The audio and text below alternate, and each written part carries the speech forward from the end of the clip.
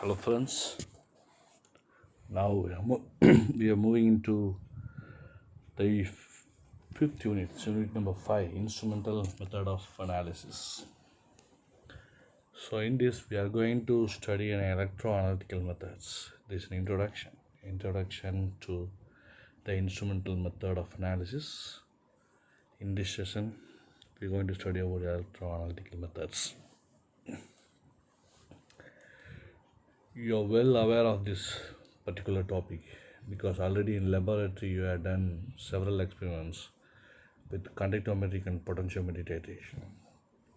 With conductometry titration, you have done strong acid with a strong base with a mixture of acids, and barium chloride with the sodium sulfate.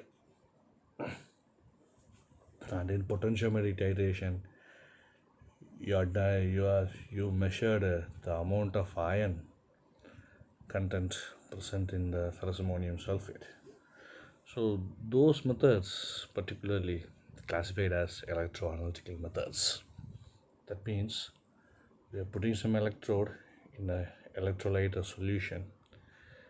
The difference in the potential difference or the difference in the conductivity, based on that we are measuring the strength of the particular thing. So electrochemical reaction which involves the electrons that has been between the reactant and product. So broadly speaking, this electrochemical technique is a measurement of a potential difference, that is voltage, EMF, current, or the conductance between the solutions. Yes. So this is a simple example diagram. So I have two electrodes connected to a battery. We supply some electrical current, then the electrons will be flowing from one electrode to another electrode through the solution. Yes, what are the types of electrochemical methods?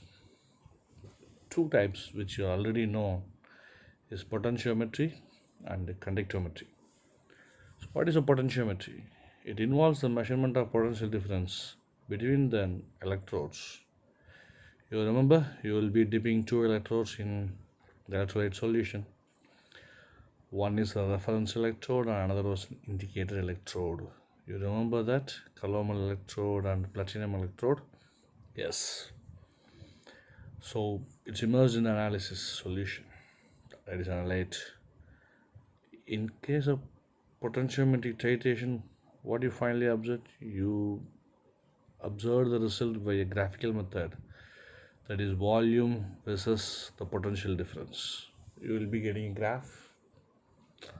With the help of the graph, you have measured the endpoint, and the endpoint is multiplied with the equivalent weight of the particular thing, and you are getting the amount. The next one is amperometry. The same thing, which involves the measurement of current between the two electrodes at a constant potential difference, so amperes. So here the current is plotted against the volume of the titan. We'll get an endpoint. Then voltammetry.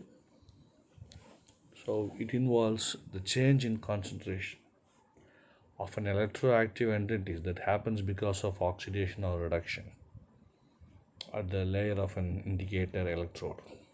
The indicator electrode may be platinum, gold, or a glass material, glass, carbon, or mercury electrodes. The result is the same thing. The current is plotted as the function of potential, applied potential. Have been changing the applied potential, and the current has been changing according to the concentration. So finally, with the plot, you will get an endpoint. Electrogravimetry and coulometry. This is also an important method in electroplating, and all we have been applying these things. It's a technique of electrolysis, that is, we pass the electrical current, the respective ion moves towards the electrode where oxidation reduction takes place.